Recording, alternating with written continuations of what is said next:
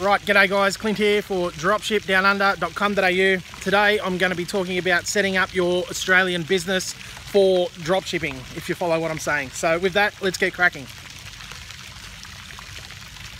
Okay, right, so I'll just add a caveat that this is, just general information. Go and see your accountant, etc. But when you're first starting out, a lot of people, I get tons and tons of messages, and we get lots of messages in the, comments in the Facebook group and all that sort of stuff about what's the best way to get started, the best way to set up when you're first getting cracking. Okay, so look, you probably, when you're first getting started, don't need a company, proprietary limited company. Okay, one, it'll cost you a ton of money. Okay, it can cost you, depending on how you get it set up, anywhere from $1,000 to up to $3,000, depending on, maybe even more, depending on your accountant, who you use, and your company structure, setup, etc.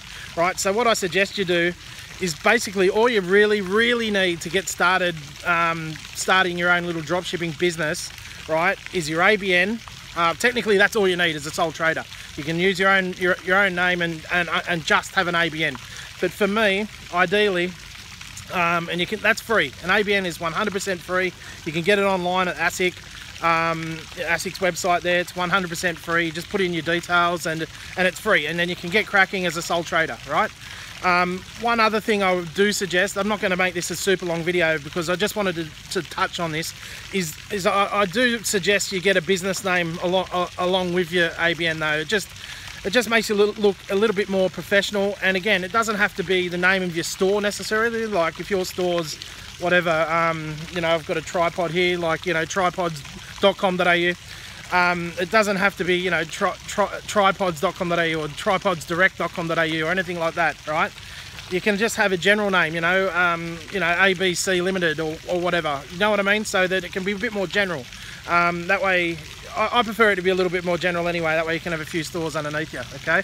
That way you can, have a number of different stores running underneath the one ABN, so that's all good.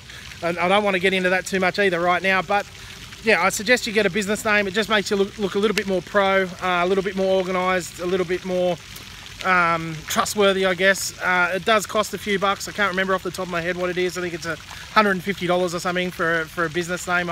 Don't quote me on that, you'll have to check it out. But the ABN's free, and again, I suggest you get a business name to go along with it, so that you're not just using your personal name.